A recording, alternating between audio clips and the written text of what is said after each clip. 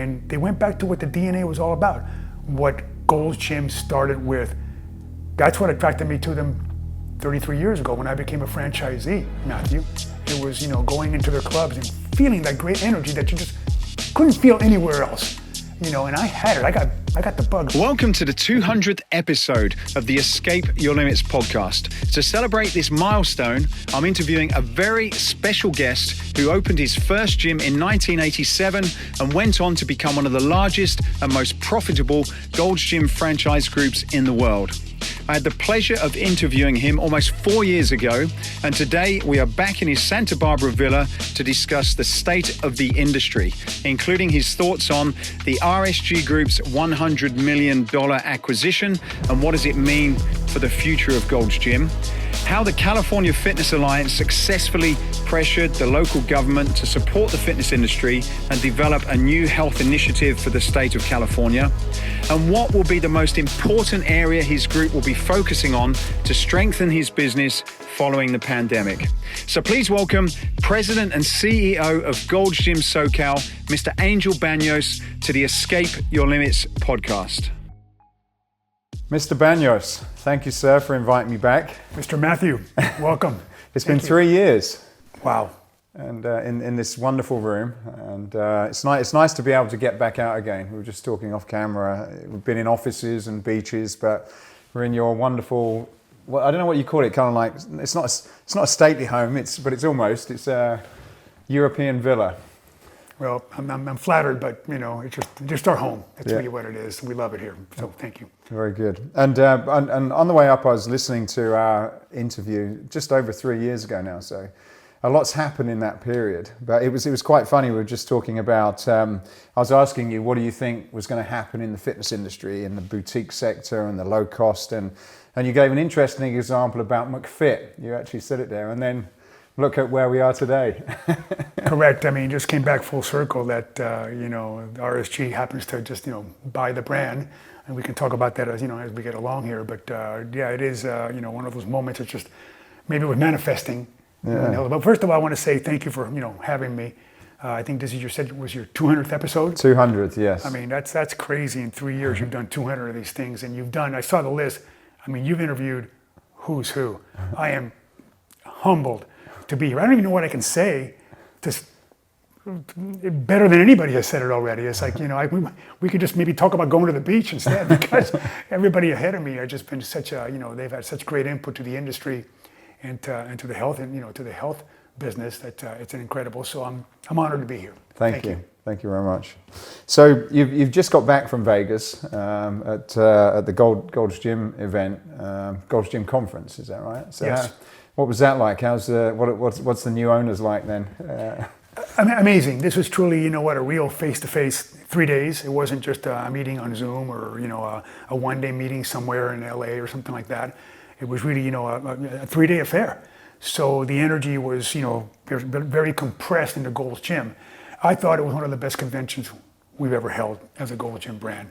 First of all, the way they did the whole venue wasn't like it was usually done in the last 25 years, which was, we meet in a big room at the beginning and everybody goes off into sessions, rooms and little small sessions throughout the convention, sort of too much, separation. What they did was they did something different here.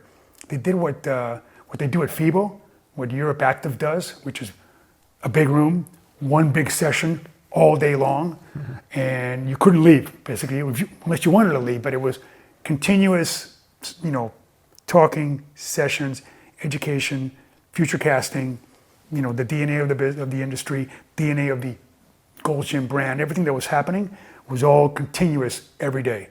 So you basically had 3 days in one big room with all the franchisees and all the employees and team members just continuously going.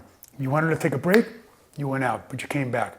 But there was no small little breakout sessions. It was just one big, beautiful session. And it was one of the most fantastic Gold's Gym's convention we ever been to. The team was energized. It was all about the brand. These guys, they paid a lot of money for this company, $100 million. And I think they bought $1 billion brand as far as I'm concerned. And they plan to take it to new height. And they went back to what the DNA was all about, what Gold's Gym started with. That's what attracted me to them 33 years ago when I became a franchisee, Matthew. It was, going into their clubs and feeling that great energy that you just couldn't feel anywhere else. And I had it. I got the bug. It was like going to New York for the first time when you were like, wow, amazing, I got to live here. You know what I'm saying? And for me, as a workout guy all my life, because I've been training for 55 years, I walked in there and I said, this was home for me. And over the years that I've been going to Gold's, and I think it's been 38 years now that I've been going there, to Mecca, so many friends, so many human connections, so many people that I met throughout the years that I still know in that gym. And it's just an amazing feeling, unlike anything else. So the community's been great. I think RSG understands that fully. They're embracing it. They're not going to change, anything. We're not going to go purple. We're not going to go yellow. We are, Gold's Gym, the black and gold, and they're going to embrace it and they're going to take it to the next level. And the lifestyle of it, because RSG is a lifestyle company, they're going to make Gold's Gym a lifestyle brand. And I think they're on the right track. I was quite curious what they were going to do with the brand being a European business and Gold's being a very traditional kind of Californian American company, and seeing how those two would fuse together, whether it would be done well or not. But when I saw the video that you shared with me a while ago with their location in Berlin, it seemed to kind of, like you said, for me, it seemed to sort of capture the essence of, because I was a bodybuilder in the 80s and knew from the movies and stories of what was going on there, even though I wasn't there. And they just seemed to kind of hit the nail on the head with what it was about. And it was just quite interesting how to, almost like modernize a very traditional brand that had gone through a lot of soul searching. Who is Gold's Gym now? And they seem to hit the nail on the head. Is it, is that sort of how you are seeing them, what their vision is for the brand now? Then, yeah, absolutely. First of all, I want to see some of your pics of your bodybuilding days in the '80s. I'm not going to let you go off the hook on that one, okay? But no, I mean, I think they're hitting the nail on the head. I think what they're doing is they're carrying the tradition from the original brand itself when it first started, and creating that serious fitness aspect, and they're taking it out into their, into the communities. They actually just remodeled 2 gyms in Austin, Texas, and they actually made them mini meccas, mini Gold's Gym Venice meccas.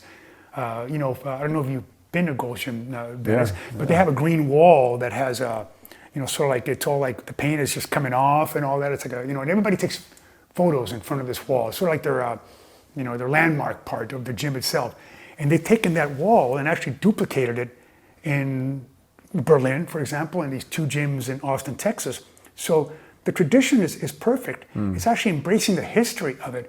And the truth is this, Matthew, what brand can say, 1965? I mean, we can say that. We were the originator, American brand on fitness, way before. I mean, who was before us? Big Tanny, Jack Lane, and they all had a part in the growth of where we're at today. But the truth is, when it comes to serious fitness, Gold's Gym did it first, and they're still going to do it, and they're still going to keep on doing it. So I think the tradition is on the right track. Berlin, perfect venue. I think they got 45,000 square feet. It's their first big European Gold's Gym, and they did a sort of a potpourri of fitness in there. I mean, they got a part that's green in there. Right. Great move on their part. They love helping community. They said that at the convention. So I think, that's going to make a statement onto itself. And, the evolution of humanity is electric cars. That's going green in many ways. So that's, part of their solution.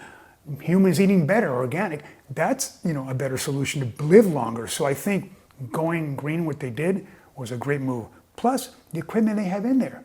It's hardcore stuff, man. That Gym 80 stuff, it's an amazing menu they have over there. And I think they're going to carry that tradition on through. So I think, and also, by the way, they even have trees in the gym, plants. I think you saw them at the beginning. Yeah, it's a LEED, what is it, a LEED certified building, I was reading, is it? Right. Correct. So, they're going into a whole untraditional way, but they're keeping the DNA of the tradition Gold's Gym all the way. So the nuances we're adding is going to be a perfect venue for the future of the brand itself. And with those things like the green movement that they seem to be strong into and the innovation, are those some of the values from RSG Group that they're kind of, working with the Gold's Gym brand, or is that just a Gold's Gym thing? Do you know? I think it's RSG. I think they're pushing it, forward. Obviously, we've evolved our own clubs into those venues, but they're going to take it to the next level. Because once you see Granddad doing it, the kids are going to start following, along the way. Here's the deal. To me, at no better time in the history of the brand is there more alignment than today. When I first went to the brand at the beginning, there was a lot of alignment on serious fitness and where we're going to go. But throughout the years, Gold's Gym was bought and sold, all that transition happened. And you were, like you were saying, soul searching of who we are, what are we going to do? It got diluted. Got diluted. There's too many cooks in the kitchen. And I think these guys are going to take it back to where it was. So I think that's going to be very telling on what's going to happen with us. So I think the embracing of it by the franchisees, the members are loving it right now, the direction that we're taking. It's a perfect time. The perfect storm is here for the Gold's Gym brand to grow worldwide. And by the way, they just opened up another gym last week in Milan, Italy. Right, yeah, I saw that as well. So yeah. This is happening almost overnight. They're laying eggs. So I expect it's almost like the mushroom effect. You wake up in the morning, your lawn is full of mushrooms. I got a feeling they're going to start rolling that way. So I love it. One of the things that was interesting about what they've done, and I was chatting about it on another podcast, if you look back in the 80s, muscle was all the rage. It's what got you into the business. It certainly was that got me into it. And then things have changed. There's been different phases. And if you now look at the younger people that I suppose would go to a Gold's Gym, and if you look at what they've done in Germany, it seems as though there's almost kind of like this retro going back to having that sort of muscular, not necessarily an Arnold Schwarzenegger body, but people are training in that way again. If you look at how they've laid the equipment out, the focus on the free weights, which is always a big part of it, it just seems to have come full circle. And I was interested to get your views, because you're speaking to people on the ground and you have been for 30 years. Do you see that a bit of a sort of change to what people are coming to gyms looking for now again? Yeah, absolutely. I mean, you're seeing it. I mean, what you do is, a lot of that part also too. Look, definitely it's always, the fitness industry is always evolving, no doubt about it. So, right now, lately, it's gone into what? Green spaces, turf. Free weights have doubled down. It's probably the busiest part of the clubs is the free weight area. Platforms, who would have thought we're going to be having Olympic platforms in clubs? People in the old days, they shunned them away. They didn't want that. They didn't want the noise. They didn't want the big bodybuilder guy. But the thing is, it's not just bodybuilders anymore or Olympic lifters. It's mainstream society that's gone into that realm.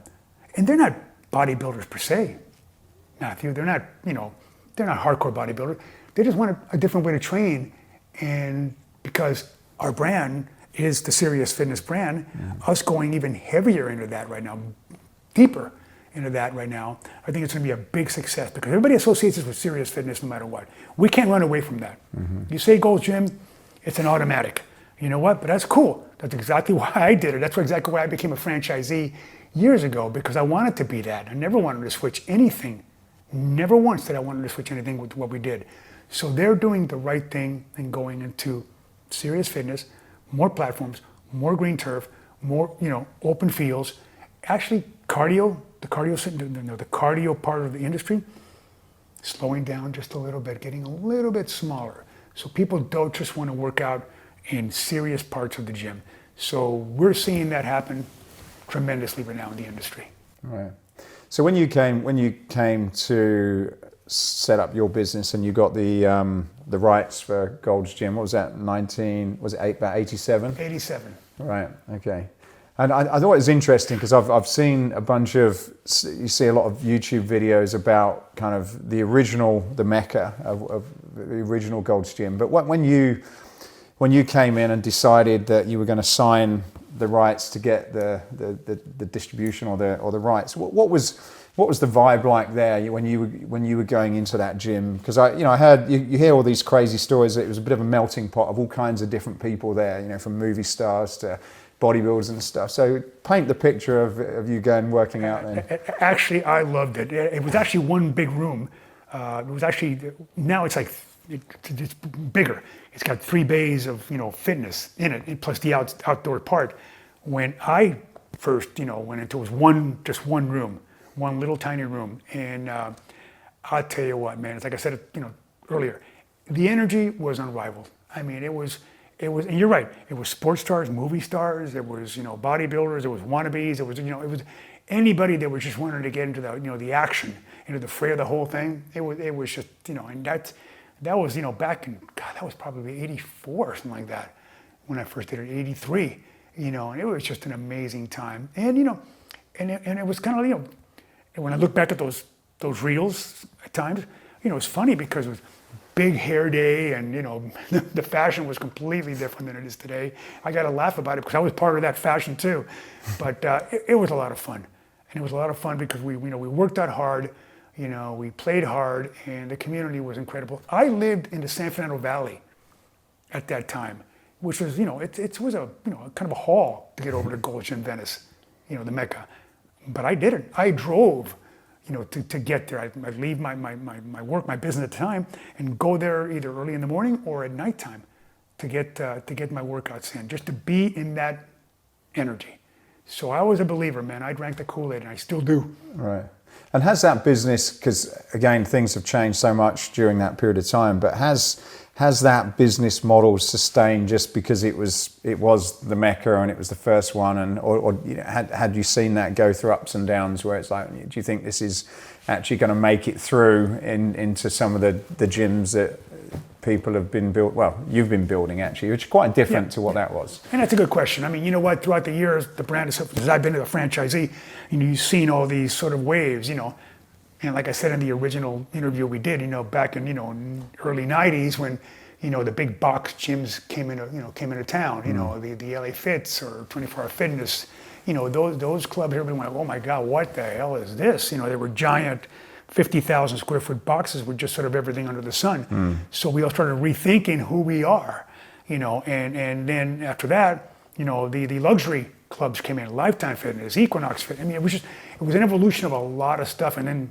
back in the early 2000s, Planet Fitness. I mean, and when those guys came out, everybody went like, no, that isn't, come on, $9?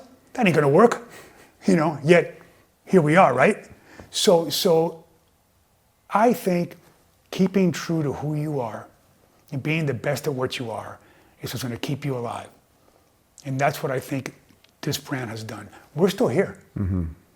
Yeah, we've gone through changes, we've gone through the ups and downs, we've gone through their trends, we've gone through all this, the stuff that's going on, and we've questioned ourselves. Good point. Who are we? What do we do? Where do we go? So I think right now, with this group and the mindset that's going on in the entire body of Gold's Gym, we're on a perfect trajectory. So I think it's sort of, as you're saying, come full circle, back into the future, and we're just going to take it up to the next level. I'm always interested as a sort of a business owner that how you get that balance, because there are certain models that do kind of expire and they're not relevant anymore because somebody like a Planet, as an example, has come along and they're like, well, look, you're no longer providing any value anymore. But when you explain the Gold's Gym story, it's like, this is who we are. Let's double down on who we are and who the audience is. And they've done a good job. And who would have thought all these years later they would almost have this kind of resurgence again? Probably very few people would have put their money on that kind of happening in the same way. So how do you get that balance between sort of recognizing that it's time to evolve and move on, and that audience no longer wants that, or recognizing, look, I've got something here. We've just got to accept that certain people are not going to come to us, but we're going to do a better job at really doing a good job at sort of servicing those people. Yeah, and you're right. I mean, the key is, in many ways, we also have to know who we are. Mm-hmm. And, recognizing maybe who our member is and who our member is not is also part of should be, I think, part of the plan. We can't be everything to everybody. And that's part of the dilution that's happened over the years in the past. We got to be this, we got to be that, we got to go here, we got to go there. I'm with you. Double down on who we service, get referrals from that group, keep it going, keep it going, keep it going. Whoever wants serious fitness, and that could be a Planet Fitness member that wants to evolve into something else. Eventually, they may walk through our doors anyway. Mm-hmm. And that's what we're also banking on, that we offer a different venue than anybody else. So that's the exciting part about the whole thing. At this point, we're not following, we're leading. And I'm very excited about that. I know I keep saying that word a lot, but I really am. I'm excited for the whole brand, in general, because you're right, this feeling has not happened in a long time. And I think today it is happening. Thank you for supporting the Escape Your Limits podcast. If you're thinking about creating a unique and engaging fitness space to take your fitness to the next level, then we have you covered. Escape Fitness design and manufacture some of the most innovative, attractive, and durable functional training and free weight equipment used by many of the best trainers and fitness brands across the globe. As a valued listener, we are offering you a 10% discount off many of the products on our website. You can check out the full range by going to escapefitness.com and use the code dumbbell. That's escapefitness.com using the code dumbbell. That's it from me. Please enjoy the rest of this interview. So I've known you for quite a number of years, and you're the person that's out on the gym floor.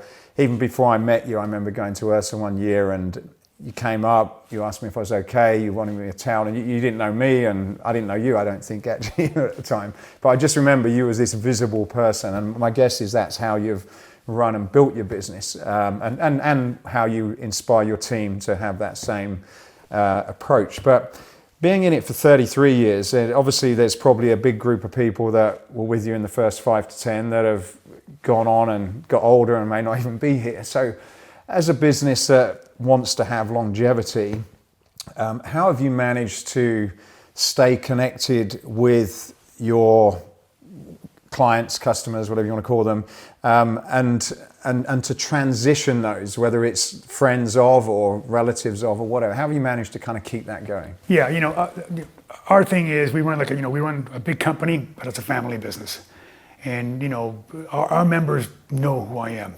Well, we make no bones about it. There's not one club that I walk through that when I go through, people come up to me and go, "Hey, you're Angel," and I'm going, "How the heck did that person know that?" But some way, somehow, they find that we are, we're very involved with it. And that's the beauty about the whole thing with us. We're not equity owned. We're not, we don't have partners. We don't have any of that. It's just my family and myself. And, we are family people, and our team members are also part of the family. So that, we emulate the feeling, the spiritual feeling that comes from us into our membership base too. So we keep that flow going all the time. It's sort of like left brain, right brain. Left brain is all that data and all that stuff, but the right brain is the emotional part. So we find a balance in all that, in both of those things, and not just data driven and just numbers driven, company. We use the emotional part of our brain to connect with us, and and every time we think the world is doomed. It's actually the right side of the brain that actually gets us through, because we get the spirits higher. We start having faith in each other. And that's also part of our survival instincts that we've done over the last 33 years. And probably the most competitive market in the world, California. So we not only survive this, we're thriving and growing today.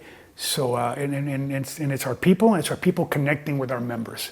And that's got to be something that I, as Angel Banos, CEO of this company, is something that is on the forefront of everyday experiences with our members.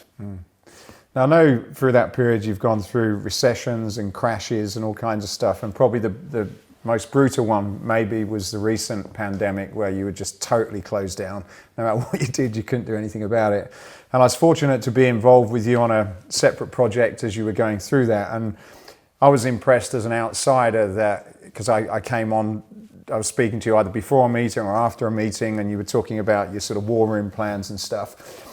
When the crap hits the fan, where do you go to, and how do you look at that situation. You've obviously got a fighting spirit, but if we take this recent situation as an example, you know, where do you go to first? What's your sort of first 2 or 3 moves in those particular scenarios? I mean, you're right, Matthew. I mean, in my lifetime in the industry, this industry, I mean, I've gone from, you know, earthquakes in LA, 2 of them, riots in the city, you know, political upheavals, politics, you know, homelessness. We've dealt with everything, you know, around us, you know, constantly.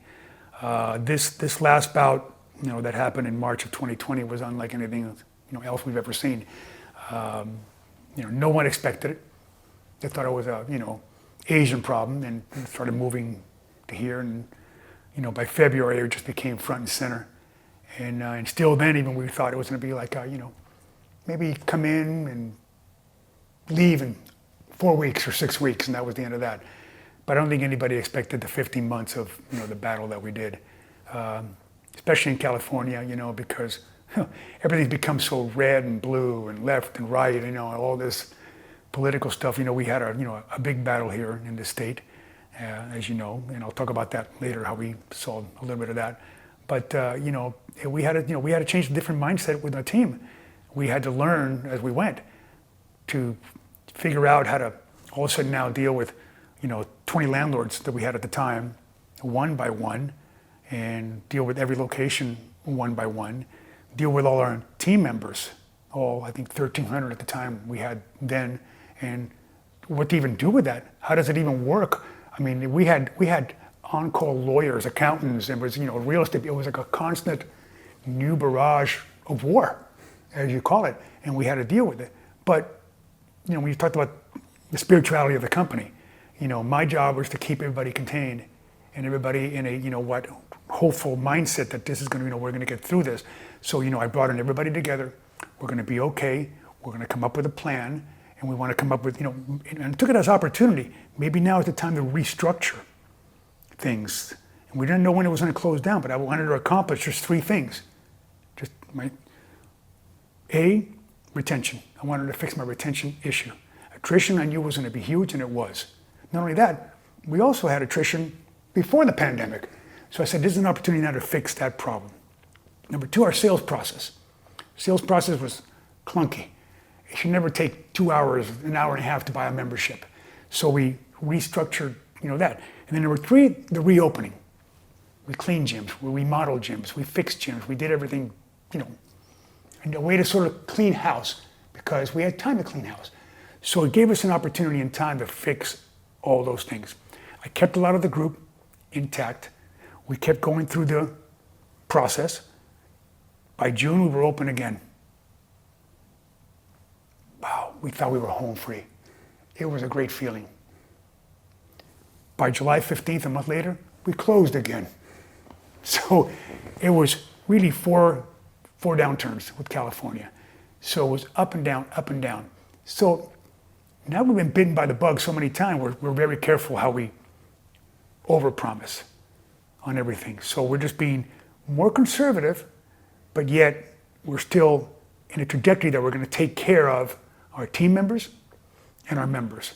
We're never going to lie to them. We're never going to outpromise. We're always going to deliver exactly what we say we're going to deliver. So it has been a whole different venue for us, but I think we're coming out of it. I think right now it's looking into a place that members have confidence going into a health club. At least our trajectory is showing that, but still we have a long way to go, which shows me we still have opportunity. So I'm very, very, very positive on the entire industry. I'm very positive in California, but still we have to be mindful of what's happening out there. Members, they want peace of mind. And I think that's what we got to give them when they come into a club right now. Our big part of our membership base has been 18 to 34. We're working now on getting into the older active clientele back into the fold. We're working to getting more women back into the gym. That's also been lacking. So now our marketing, our word, our venues have been going into, we want to take care of everyone that's serious about their health, because we can deliver that. So that's the the part that we're now working on putting, the thing that sort of that plugs in, but I think it's going to be working. Right now, I'm very positive by the end of the year. Again, I'm going to be very careful here. The other project you and me are working on says, we look at the data. By the end of the year, we start flattening out this variant that's happening now. I think we're going to see an increase happening. But you could do the 300th interview, and I could be saying, man, I messed up on that statement. So we'll see. Are you seeing anything different in terms of the different age groups or males or females in terms of coming back after the pandemic? Are more people, because I suppose I would naturally think that the younger people are less afraid and want to get back in compared to more the older people, or is that not the case? What are you saying? Yeah, no, it is. And that's exactly what I'm just saying. I mean, I think we have an issue with, who wants to come back into the gym. Listen, here in Santa Barbara where I live, my clientele was probably 25%, over 50. And a lot of them just haven't come back yet. They lost body mass. They were scared to leave out of the house. And again, a lot of it was media. A lot of it was, what was happening here. And they were older. They're just scared to get sick. So we lost a lot of those people in certain geographical areas of our clubs. I don't think they're going to get in the bandwagon quickly, but they are coming back. They're making the moves. What's happening today, in August of 2021 is not what was happening in April of 2020. We're still feeling residuals, but the mindset is definitely different. And also vaccinations. People have been vaccinating, like it or not. It's working. So that's also been, helping the older clientele having more confidence and stepping into a community of fitness. How are you, from a marketing perspective then, how are you communicating, or what are you communicating to people? Are you telling them, look, come back in, it's good to be fit and healthy? Are you telling them to come back in because it's clean and it's safe? What would, and there's a lot of messages I guess you can put out for different people, but where are you? There's no silver bullet there. I mean, just, physical fitness and mental wellness. Those are the two messages. I don't want to go into all this other hoopla. We just say, what, you need to get in shape. You'll stay alive longer. It proved that who was getting hurt through this pandemic was the people that were just basically out of shape. And mental wellness. People that just, became, not mentally depressed over staying at home so long, not in the community that they were used to being in. Come on back into that fold. We want to keep you there. And everything that goes into it, nutrition, exercise, all that stuff, it's just, we're still continuing with that. Supplementation, another one. So we're still going to continue with that, what we've always done, but we just got to, make it bigger and louder. And I think that's been another, the message that we've been permeating out there. And so far, listen, it's doing this. Not doing this, but doing this. And that's the important part, that our 21 gyms right now are going into this, this upper up the hill part, the members are coming back. So we're very excited about that. They're listening to our message. How have you been getting on? I know you're part of this California Fitness Alliance where you've been sort of working with the governments to be able to open again. And I would have thought that there would be some interest from a health side for people to be coming into fitness. I read an article, and this is pretty accurate, that people have put on average around about sort of 29 pounds during the pandemic, which obviously, it's a lot of weight, 29 pounds on average. I heard that the younger people are putting on more weight than the sort of over 45s as well, which was quite interesting. So how's that conversation gone? How successful have you been? And do you feel that some of the local governments are actually aware of what fitness and people like yourselves are actually doing to prevent some of this stuff happening? Yeah, and it's not even only weight eating. I mean, it's alcoholism, it's drugs. I mean, there's a lot of stuff that. That's why the mental wellness part is a big, part of it. Because I think the physical and the mental, they both go hand in hand. I really think they do. I think it's been tough for a lot of people. But let me get back to what you said about the CFA, California Fitness Alliance, which we formed. I know we had a group, reach out to me, about April of 2020 to form, an alliance. And this is, our competitors, my competitors. I mean, in the past, everybody was, kill or be killed around here. It was like being, being at war every day with, my competitors. But, I grew up that way anyway in California. I've always competed against some of the biggest, and so I'm used to the wars out there. But when we first started talking in April, we formed an alliance and we formed a board out of, some of my biggest competitors. It was fantastic because, we knew that the survival of the industry was at hand. It wasn't the survival just of one person or one company. It was survival of the entire industry here.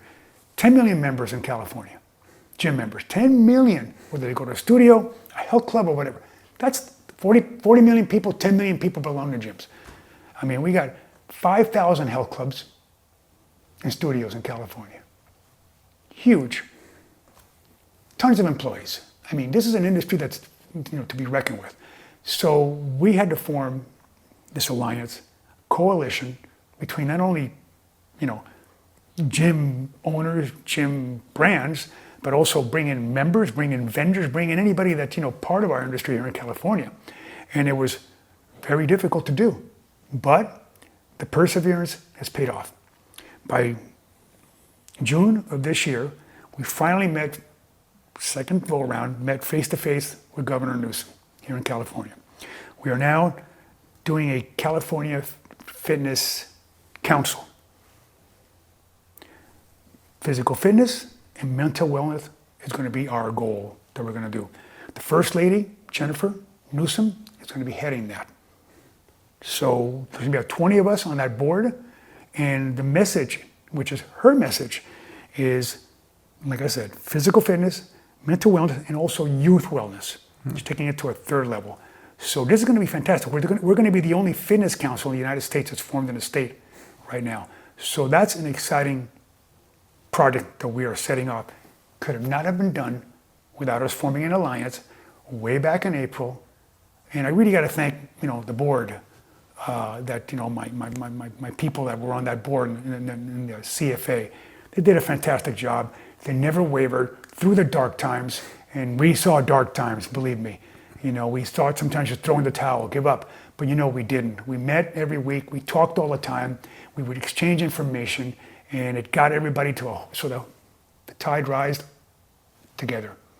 So how did Newsom, I know, comes under a lot of, not always anyone's favorite person for a number of reasons. How when you approached them about this idea, were they already in support, or was there a job that you had to do to kind of make them open their eyes to kind of what was going on?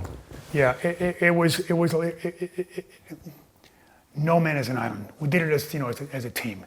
We had to use lobbyists, we have to use marketing companies, we have to use the board, we have to use our members of the CFA itself. It was collaborative. We have to use legal teams, we have to strong arm the government.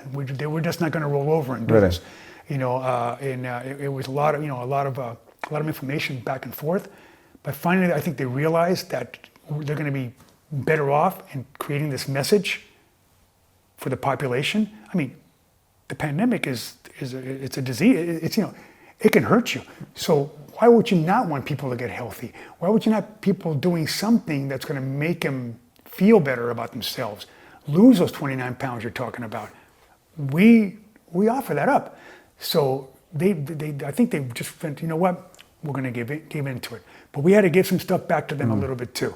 Was some of it a lack of understanding, or was some of it political? Because you can see, certainly not being American, you can see a lot of these things that are going on are very political, without necessarily knowing the agenda. But in this case, was it, look, it makes sense. We weren't, there was some bits to sort out, but yeah, it makes sense. So if it makes sense, we will support it. Was that what it was like? I think there was a lot of misinformation.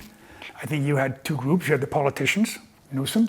You had the health departments and health officials that were permeating, scare tactics all the way around. That's their job. They're going to say, hey man, here's the worst I could, they're going to give that information out. But it was, it was arbitrary. I mean, there was no science really behind what they were saying. Health clubs at the end were coming up with, I think, 0.6% of cases. That's less than the flu. So, but that they put us in those categories that we were just, hot houses for COVID, which we were all going like, oh my God, how could that even happen right now? But it was happening. But I think Look, it took a year. It didn't happen overnight, but I think we're in a good spot right now. So I hope. Yeah. So in terms of sort of this, or the health and fitness business in general, do you think that based on getting support from local governments and being able to go back to normal, do you think there's some sort of important changes that gyms need to make based on the fact that probably COVID is going to be here for some time? You know, there's different variants, and sometimes the vaccines are working against them and sometimes are not. But do you think there's any, from where you sit today, there's permanent changes that would be good for clubs to build into their models going forward now based on the world we live in? Well, yeah. I mean, obviously we got to take the health and cleanliness factors in a bigger way than we've always had. And I think we've always have clean clubs, but I think we have to give that message, a louder voice, scream from the mountaintop. And I think all health clubs should permeate that process. I think we should have, California Alliance should bring everybody together and talk about, hey, the next step that we got to continuously, what's the voice going to be continuously to our members on the wellness factor, on the physical factor, on the mental factor. That's got to continue. Matthew, no time than in the history of the industry in California, we have to show togetherness. We have to show solidarity in the same message, alignment, same voice going forward. And I think we're doing it. I think we're getting there, more than ever. So I'm looking forward that I think this is going to change. Like I said, 2 months ago, we met with Newsom. We never thought he was going to say that, about creating a fitness council. And it was the day after the mask came down. It was June 16th we met with him in Bakersfield. And I thought that was a great triumph, I think, for us. So I think, we're bullish on the message. We have to work more now on creating a bigger message, and that's what the Alliance's job is to go forward. And as individuals, as gym, operators, we still have to continue that on a daily basis. So what about people that are listening to this in other parts of the world or even other states? Probably lessons from that process. It looks like you guys have been pretty successful. Obviously, you've still got a way to go. But what are some of the things that you would recommend people to do in other places that are still not quite probably as far ahead as what you are? Yeah, I think, obviously the Alliance thing is a huge thing. I think there's a New York one, Illinois. I think they're forming, in certain areas. And I think, keep them going. Let me tell you this is not only even about COVID only, it's about, laws that can come up and even hurt the health club industry. States can do funny things, legislation can do funny things with taxations and memberships and EFTs and all that stuff. So it's not only about it, to me the Alliance part of the, the whole thing is like, the Restaurant Alliance. I mean, they have huge, they have alliances throughout all these businesses, and the fitness industry has never had one locally. Mm-hmm. And I think, at first everybody was thinking, well, my God, why are you doing that? Because you have IHRSA, and IHRSA's great, but IHRSA's not here. We're in the firefight right here, right now. So I think collaborating with IHRSA at the same time, taking it local is going to be the way. And I think other states in other areas, and I don't know what worldwide looks like, but I can only speak to the United States, that's what's got to happen. Because that's protection of the industry itself, protection of our members, protection of our businesses. So it's got to continue in all kinds of ways. As I've mentioned this a few times, but the 33 years, have you seen the product change in terms of the need from the market and what you're delivering? So the conversation we're having now it's not about building muscle. It's about the value that health and wellness and that lifestyle will have on you even from a health perspective, and that seems to be more important, and it seems to be more talked about than what it was prior to this. Have you seen those sort of big shifts in the space, the fitness industry, if we call it that? And if so, kind of where do you see that? Where do you see what we call the fitness industry going? In the future? Yeah. So, good question. I mean, I think that the building muscle part, and again, I don't want you to perception and reality, and this is really funny because I've lived this and I've done this exercise many times with many people. You mentioned the word, for example, my brand, Gold's Gym, and everybody automatically thinks that's never been to a Gold's Gym. automatically perceives it as a very hardcore deal, or could perceive it as that. So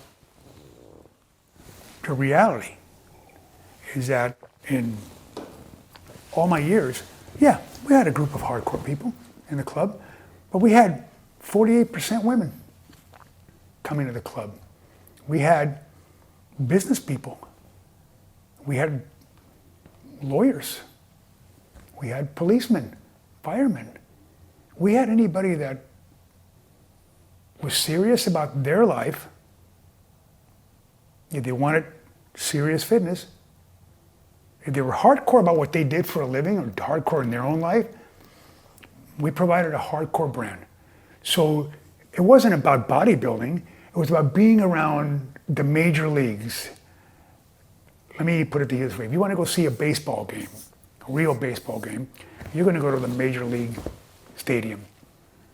Sorry, but you're not going to go to a minor league game. You want to see the real players. It's hardcore, but that's what the perception was. We're hardcore. Maybe I can't go there, but the reality is you can see that. You can go there. So we ended up getting a group of people from the beginning of time, from the beginning of 1965. Basically, they were intrigued by the hardcore part of our industry and went into wanting to see more, wanted to be around that energy to get more results themselves. I still think that stands today. When you ask me about the evolution, especially in our brand, I think there's no doubt about it. I think people still want to be around that, you know what, serious action. You know, are we over the top in creating that message? Yeah, we are. We emulate that, but we can't get away with it. Our brand isn't watered down, man. You know what? Our brand is a serious brand. So we do cater to the hardcore interviewee or interviewer. We cater to the hardcore lawyer. We cater to the hardcore soccer mom. Soccer mom. She's hardcore. Doesn't mean she's a bodybuilder. It means she just wants to be in a place that, you know, she wants to get a good workout. So I see that evolution with our brand sticking to that. As far as the rest of the industry, you know, there's so many choices for everybody, and that's cool. You know, like I said, we can't be everything to everybody. You know what? Some people love yoga studios. Some people love, you know, HIIT studios. Some people love boxing studios. And all of those exist. And probably 25 more that I can mention out there. And that's cool. You know what? You should have choices. Some people belong to three gyms and use different venues for their lifestyle. It's all out there. And that's the beauty about it. You know what? As long as we get that, you know, that more people working out, more people using clubs, more people, you know, doing exercise and getting fit. You know what? That's the evolution that I want to see. No matter where it comes from. You know what? And what happens is we all start working against each other. Everybody's just criticizing that one or this one, or that doesn't work, or, you know, and even, you know, the war of now Peloton and this one coming in and mirrors and all this stuff. You know what, man? At the end of the day, I guess it's all good. I mean, you're not sitting on the couch eating Cheetos. And that's what I want to see. People just starting to, you know, move and shaking and baking. And eventually whoever comes in, you know, a Gold's Gym or some other brand, good for them. They're making those moves. That's where I see it. You know. I hope I'm making sense. Yeah, you are, and it sort of gets me to think. You say Peloton. There's a lot of people that weren't in the space a few years ago, and I guess now, even with people's sort of work habits, they're probably not going into cities anymore, and maybe working out from home. And we were talking to ClassPass just a few weeks ago, and they were saying about how the corporate side is becoming really important for them now, but where people are going for fitness is not where they used to go. So do you think that, as well as having to have the bricks and mortar location that are pretty, I suppose, restrictive to where you live or work, do you see that the space will become, or you'll need to be able to connect with people depending on where they are and how they travel? Yeah, I think it's both. I mean, I think no doubt about it, you know, people have learned to work out in other, you know, different home venues and other things, you know, to do. But in many aspects, let's think about this. You know, let me give you an example. My Gold's Gym in Hollywood, right in the center of town, and I met a business guy over there about 7 months ago, and he says to me, "Hey, you know what? There's really a viable business after the pandemic." He said, "Everybody's got these big gym at homes now," and I said, "Well, good point, but maybe you and me may have big gyms at home, healthy for the wealthy. But if you got John or Jane Doe that lives in an apartment that's 1,000 square feet, and they can't put, tons of free weights in there and treadmills and all that stuff, coming down the street for $49.95 a month is the bargain of the century. That's $1.40 a day? It's so inexpensive that why wouldn't they do that? So I believe this. I believe there's room for all of it. Gyms offer a great community. You can't really do that on the internet. It's difficult. Even Peloton. Yeah, it's difficult. Imagine you and me doing this on the internet right now. We can do it, but it's not going to feel the same. Mm-hmm. The deal with just seeing each other, talking, chit-chatting, and just feeling the energy. And feeling energy is a very important thing in human beings. I think on a spiritual level, I think we all have a tuning fork, like a vibe. That's why when you say to people, "I like that person's vibe," you can only feel that on that basis. And we all create energy being in one room. And I think human beings long that. We go out to restaurants, you go out to restaurant, that's a social venue. And I think gyms are the same way. Do we have other venues at home now? Absolutely. Probably not going to go away. And that's why I said, great, good you're working out at home, but I want to bank that, we're about to sign a bunch of gyms right now. So that's very telling that we are doubling down on the bricks and mortar today. We just got to market it different and offer something that's different in the home. And it is about community for us. It's going to be all about that from this point on.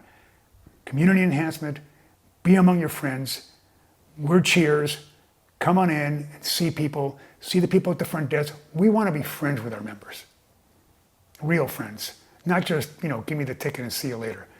Names, hellos, goodbyes, touching them, asking them what's going on, what's happening with them. That's a big key factor. That's one of the biggest changes we made this year, by the way, is enhancing all of that process too. So. It's interesting you say that. Chris Clausen, president of MyFitness, for those who don't know, he was telling me about, people want to be at home and they want to cook dinner for their partner and they want to have this experience with candles and all that stuff. But it still doesn't mean they won't go out to a restaurant and do the same. And so because you have a kitchen, a beautiful one, certainly in your house, it's not going to stop you from wanting that experience. But I guess, are you saying then that to be successful in that going forward, and you're probably putting in millions of dollars into these additional clubs, maybe even tens of millions of dollars into it. So you're making a big bet on what people are going to want in the next few years. So are you saying that sort of secret sauce is really just the way you deal with the people and focusing on that? Or do you think that the stakes have raised in terms of what people want from an experience and what will get them out their house? And is there anything else that you need to do with the product? Or is it just, focus on the basics and you do well? You know what?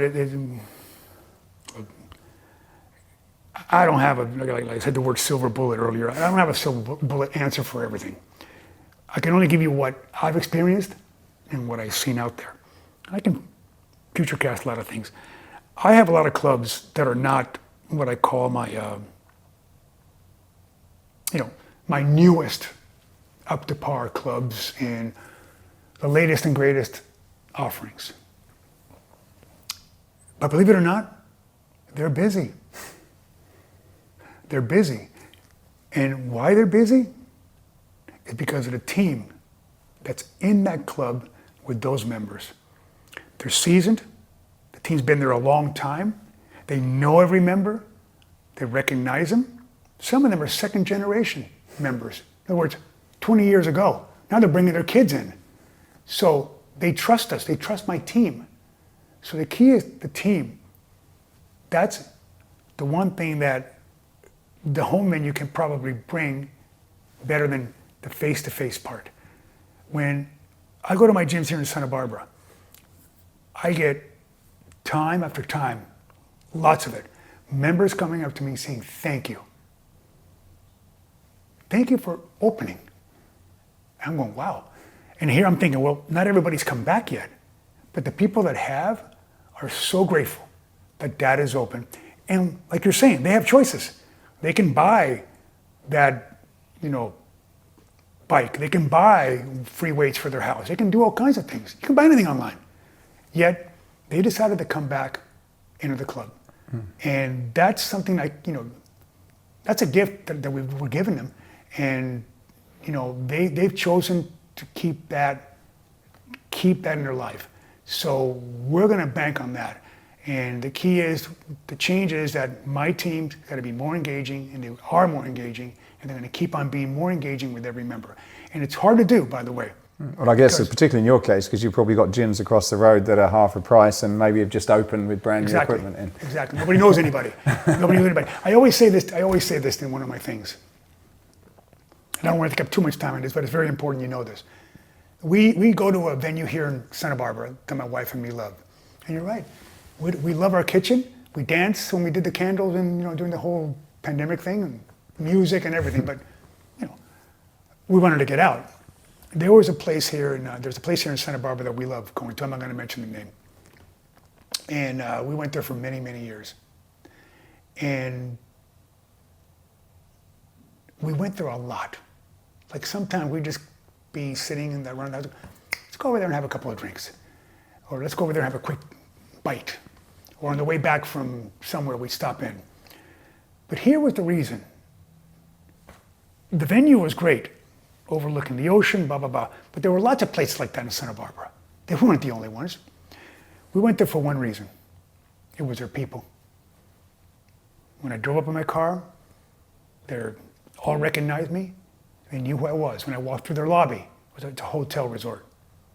When I went to the restaurant, my favorite table, my favorite drink, they knew my name, always Mr. Banos.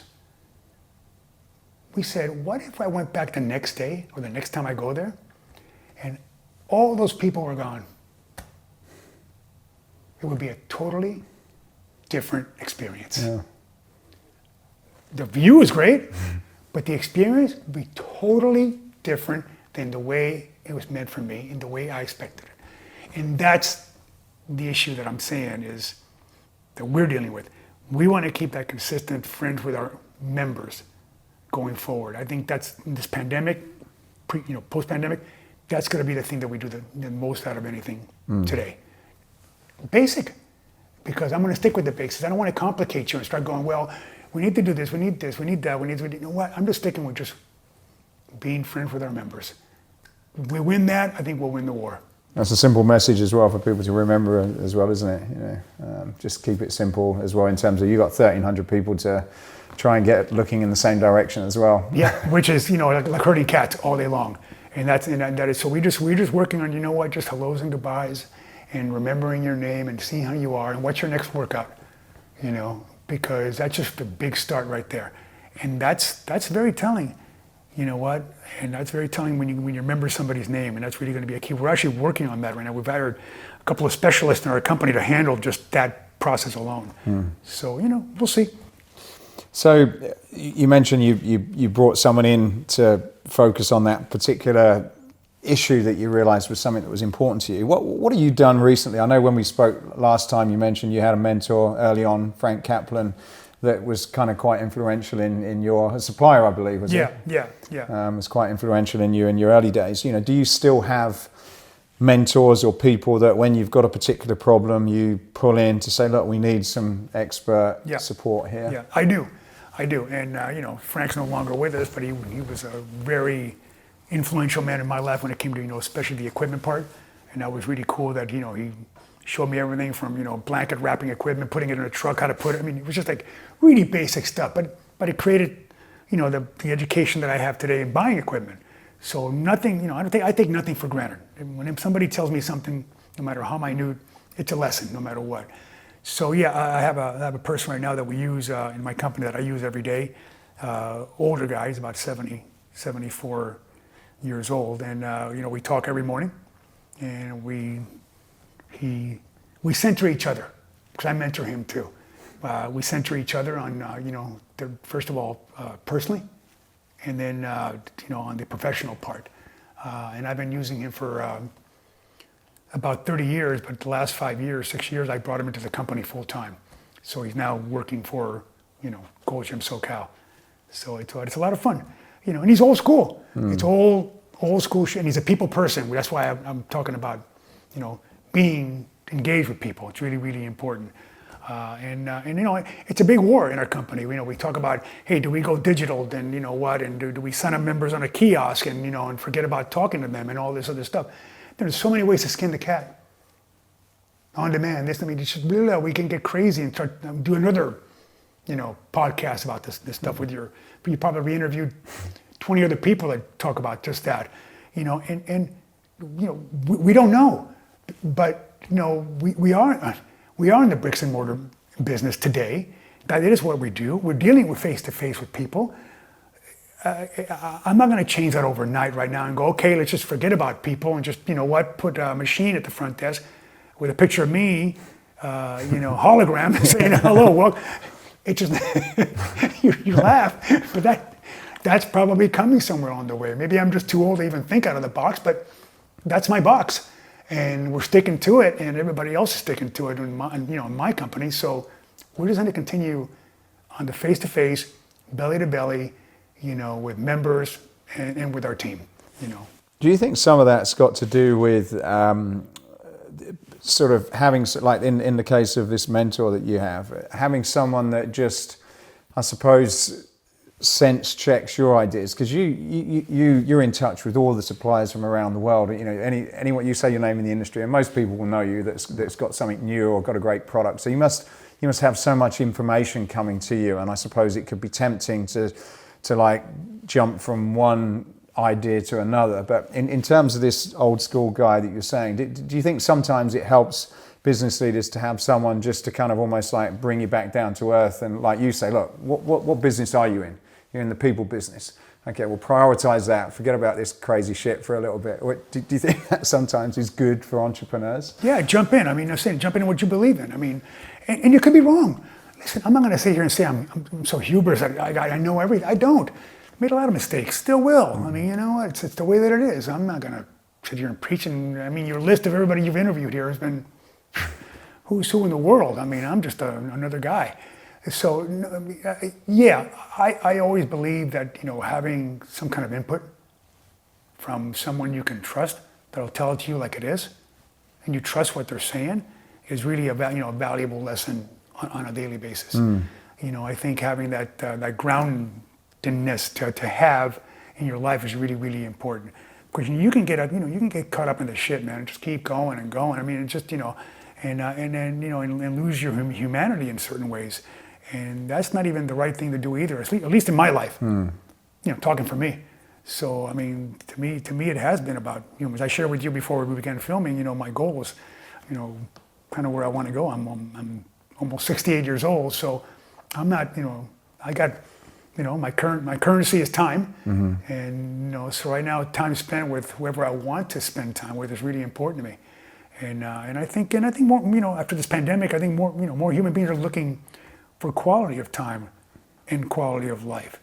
And I think that's where the human factor comes in. So I think that's where if you have someone that can give you that insight, along the way, someone that can put you back down to earth a little bit when you get caught up in the data, which is good too. Nothing wrong with that, but the balance is going to be the key, I think, going forward for sure. In that relationship, do you kind of like challenge each other's thoughts? Like, not to say whether it's right or wrong, but just challenge the thinking that, like, okay, are you sure you really thought that through? Because I guess sometimes we're emotional people and you go from one thing to another and it seems to all go together, but... Yeah, and we do challenge.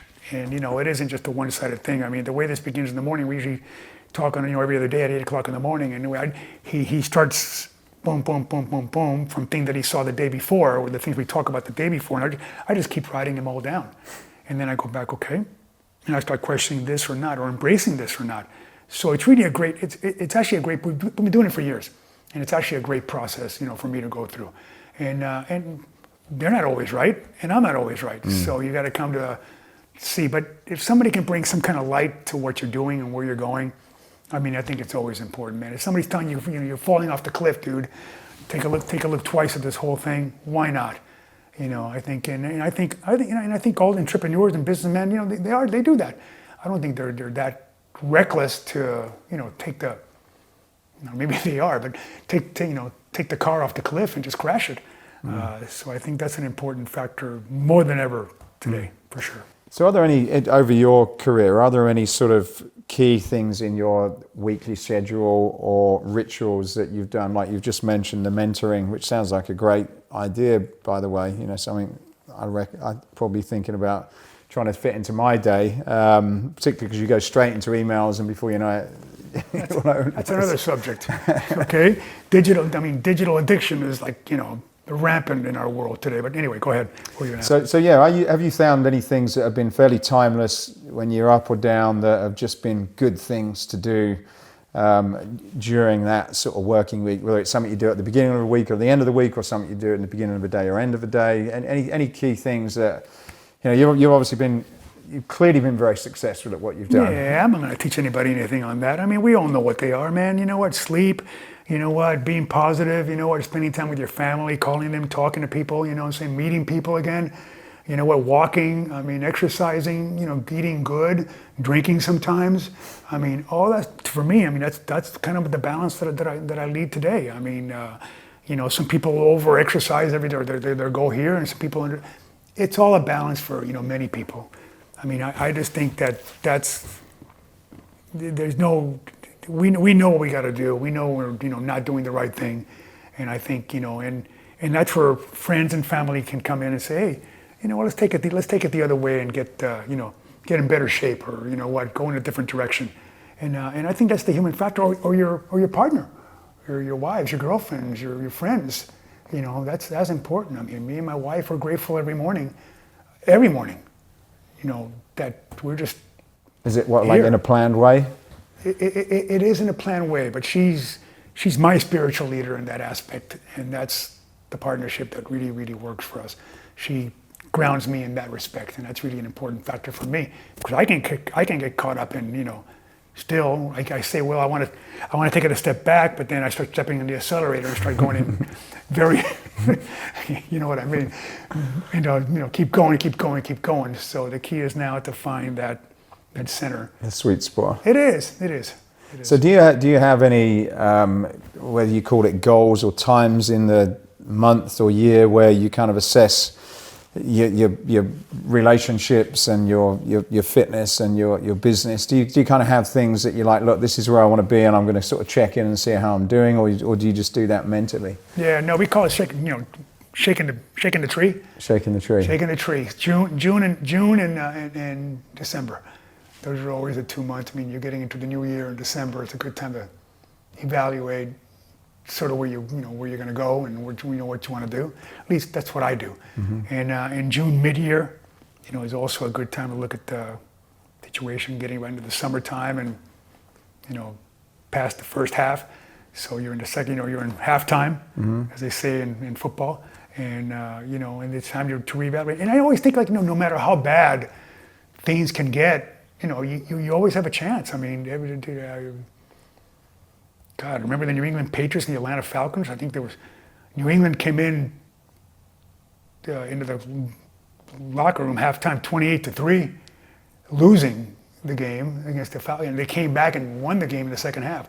So, you can always recoup. You can always do something better. Believe me, we can come up with a shit list all day long on the stuff that's going wrong. But we got to look also at the glass, half full, and see what we're doing right, and exacerbate that and fix the stuff that's not going right, or maybe just not even do them anymore at all. Just get rid of them. You know what I'm saying? There's no need for certain stuff in your life anymore. You carry so much, and that's why simplicity, for me right now, it's my goal with everything. So when you do those shaking the trees, then is that something you do over a period of time, or is it a day that you do that? How much time do you? Yeah, it's usually a month process. Okay. I started evaluating. We started writing things down, personally, on a personal level. And then I started going into my professional world. And then I involve my brother very much into this process, and my higher teams when it comes to the professional part. My family, where we all want to, sit with each other and sit for each other. And the goals may be different. I may want to align on a certain path, and my daughter who's 30 or my son who's 24, and they're in a different path. Many times of the whole thing. I get stubborn about it, but I got to let go. And they got to do what they got to do. But it's good to communicate about it. At least full disclosure on where we want to take our lives is really an important factor, because the last thing you want to do is create resentment. To me, a life of resentment, I'd rather.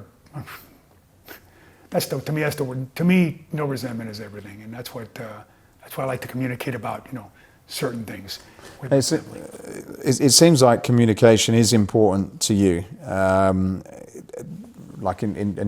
You've given several examples of where you do that. Is that something where you kind of like plan to make sure that there is no misunderstandings, there is clear communications? Is that again like the simplicity and focusing on the staff and the team and the customers? Is that communication a key part of what you do as a CEO? Yeah, you try. I mean, obviously, communication. There was a book my wife gave me years ago called The Love Languages.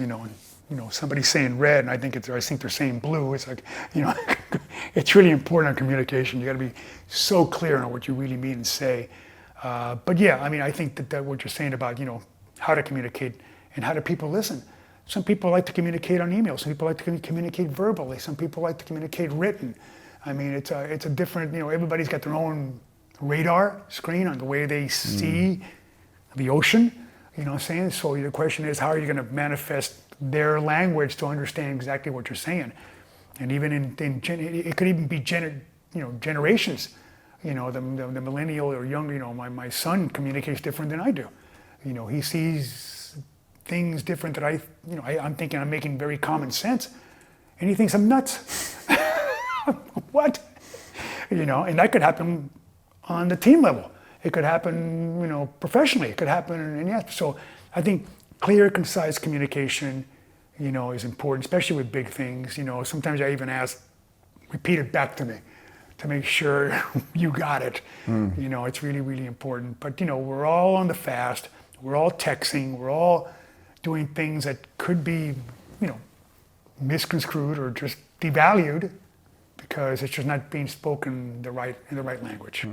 That makes sense? Yeah, and it does. And it must be tough in a family business as well to communication. Like, even though you all grew up together, what do you do in that case then when it's like your brother or your... You may know that. You may know that pretty well. So it's funny, but sometimes not. And that's a big thing. The big alignment part is the hard part. As family, because there's somewhat, you say there's no nepotism, but there's always somewhat of a kink to that. The key is alignment. And my brother William and me, we make sure that that's really an important part, because we can, it can go sideways pretty quick, and our team, sees confusion and disconnection. That creates just chaos and misalignment, and actually they can take sides. So we work on having alignment on the direction we're going to take. His job is to make sure the CEO's, my role, gets done. However, because he is the chief operating officer of the company, he has a lot of autonomy. Sometimes that gets carried away. Gets its own energy, so that sometimes misaligns with me. So that's why we meet every week on what we got to put back together, into the barrel that we want to continue. And that's the important part. But yeah, is it perfect? No. Is it work in progress? Yeah. It's like you said, it's a family business, and emotions can run very high in that one. My friends that have Shabbat on Friday nights, I said, it's a shit show, man. We all get together, everybody's fighting, as a family all together on a Friday night. So it's just the way that it goes. Right. But yeah, it's great. You got to keep working on it. You got to keep working on it. Yeah. So what about legacy then? Couple of questions. What would you say would be one of your greatest achievements that you'd like to be remembered for? Oh man. Like you personally, like this is a that. selfish one for you, but Nah, I don't even know. I mean, that's like, to me, you know what, a good family man, a good father, caring man. Took care of a lot of people that worked for me throughout the years. Had a great run. I think, that the way I see myself, I think I built a respectable business, a respectable name in the industry. I've done two things in my life, women's shoe business and this, basically, that were big. So I think those are big for me. I don't think today anybody can say, I think my word is honorable. I think what I say I'm going to do, I do. In my entire 33 years, my family's word is important. I think, my brothers too. We are. So I think that's really the important part for me. I've made a lot of great friends. I've learned a lot from people that I met in this industry. I've had great times. I've had, tough times, throughout the 33 years in the industry. We've done some downturns too, many times. And that's evolution. I think pain has evolved me into the person that I am, into the company that we are. And just by, attrition alone of just, good times, we've had the bad part come in. I think that's made me, in many ways humble. And I take nothing for granted. What you're saying to me, like when you say I talk to everybody out there and they go, they all know you and this and that. I ask Michelle sometimes, my wife, and I go, is that really true? And she goes, yeah, it is true. And I go, but I don't see myself as this, this guy you're talking about that everybody knows this and that. I'm kind of like just me. And my goal is just to have a good time, and have a good time in life and have a good time with my family and friends. And I keep it simple, simplicity in that way. Obviously, the business is really important. I pay attention to that all day long, as much as I can. But, I have to have faith in my team, and they're running a great company. And I think that, so my legacy, I couldn't even give you that answer, man. I wish you would have told me ahead of time. I would have thought about it. I think being a respectable, in the industry, at least being a respectable businessman that ran a great ship with with the tools that I had, I think that's good enough for me. Yeah. I think you've inspired a lot of people. I don't need trophies. I mean, just what, it doesn't, you don't even see anything here with that. I mean, it's just all personal books and stuff like that. Yeah. So I think you had a lot of impact on a lot of people. Like I talk to people all over and they've always got a story.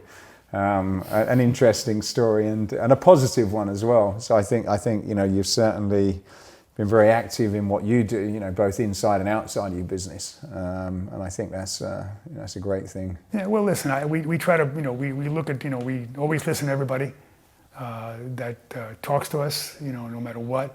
We're always willing to help people, and I'm talking about other club owners throughout the world.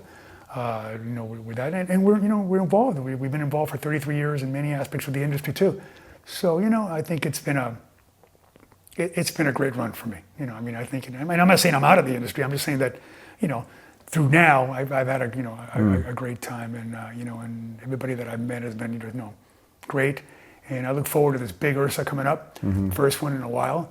And by the way, I wanted to say something about that too, because having the Gulfstream convention just last month, I thought was a great precursor to the Ursa. And it sort of warmed me up a little bit, instead of just going right into Ursa. Gave me a chance to be around people and connecting and all that too. So I look forward to seeing back, all my friends back in the industry. I know it's going to be different. I know people are still not back 100%. I know the hardship that they've all had, and we're all in it together. And I want to assure that that I feel everybody's pain. Like you said, I talk to a lot of people, and it certainly is, a painful situation, but I think, we're going to get there, man. We're going to get there. So just everybody just hang in. Yeah.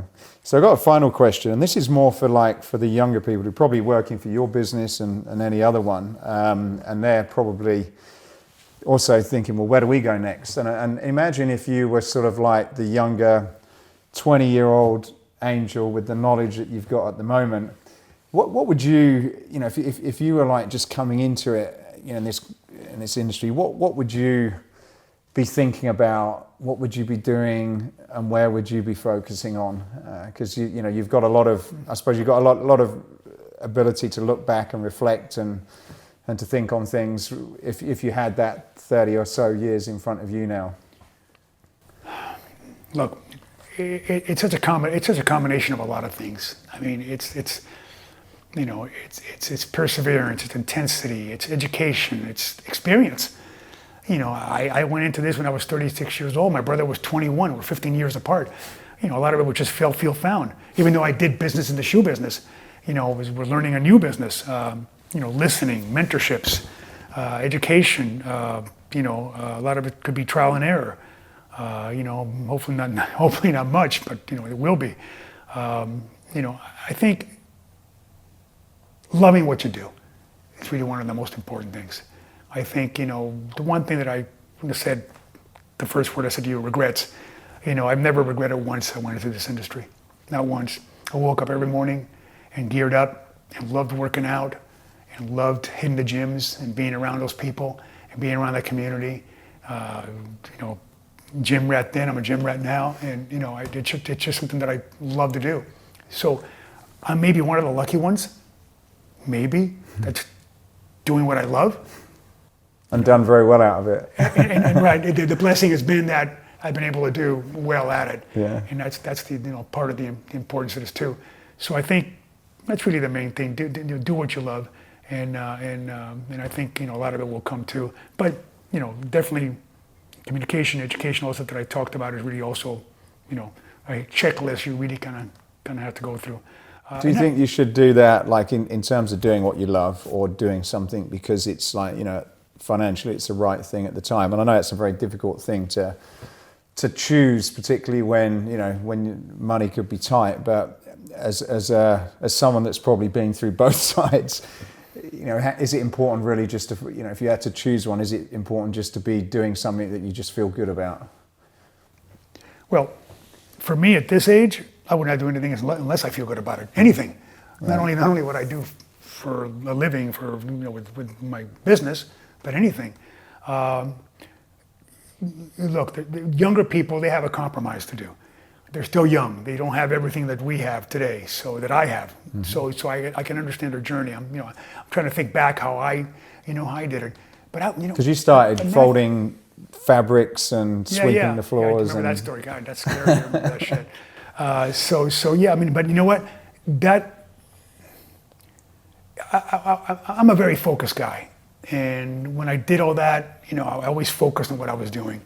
And from my youth, even in my early 20s, I was always, focused, and I had, intensity and perseverance to really accomplish those things. And I had a really weird, I had a sort of a vision on what my success would look like. And even then I envisioned, a house and cars and travel. I manifested it in many, many ways. So I think, manifesting is a great thing too, with action steps. That'd probably be the two biggest, if you're young, manifest. Just what you mean, like think about. But get your action steps into play. And they're not always gonna happen, man. I'm telling you, when I was young, I was like, I was humbled by a lot of people when I did wrong things, but a good, like I said, learning, failing is evolution. Mm-hmm. That's the way humanity survives, is by that. So that's what I did as a person. So that's all I got for them, man. And when you say manifesting, what do you mean? Just like kind of spending time thinking about where you're going and what? Well, I think. I remember watching a Sugar Ray Leonard, boxer guy. He did I think it was an URSA convention in Las Vegas. I'm pretty sure it was. And he did a speech there. And he said, when he sat in the locker room, he wanted everybody to clear out. He's got his gloves on, he's got the wraps, he's got the robe on, he's ready to go. He wants to sit in the room all alone. And he said, I choreographed the fight in my head. I mean, he actually got himself into a winning position just by saying that, because he was choreographing the way it was going to go down. And great lesson, because that's manifesting. That's manifesting championships. That's manifesting a win. And you may not win it, but you know what? Not going in there with that mindset, you're going to lose for sure. So, and that's what I mean by manifesting. Create that. You have it. You're going to get it. You're going to put it in play. I've never heard someone say that, but it's right. That, like, just manifesting it, you're already putting yourself in a winning position because you're taking control of the situation. I've never really thought about it like that, but you're already taking control because you're thinking about it as opposed to just going into it and like, well, let's see what happens, aren't you? Absolutely. By the way, manifesting may not be about money. I mean, you've interviewed people that are wildly successful. I mean, holy shit. I don't even want to name them because, we know who they are, but wildly. I mean, but it's not only about that. That the big part, got it, but you know what? It's not only about that. It's a lot of things. Being human is a complex situation. And you got a lot of stuff that you're dealing with every day. Your brain's thinking so many things. And what are the important parts to your life? That's manifesting. And that's something, that, what is it? And if it is, all about business, then go to it. But if it isn't, then go another direction. I mean, possibilities are endless, man. Fantastic. They're endless. Well, I look forward to your future possibilities, and maybe in another 3 years' time, the third episode. Well, I'd love to do it. I hope this is good. I mean, I don't know what to expect. So, I'm grateful to be here. I want to thank your people that were here filming this and coming to the house and enjoying this. And say hello to your family for me. And thanks for inspiring so many people, including myself. You got it. Thank you, Matthew. Angel. Appreciate it, man. Hey, I hope you enjoyed this podcast. If you did, then please go over to iTunes and subscribe to the Escape Your Limits podcast. Leave a review, leave a comment. It really would help us a lot to continue to keep these going.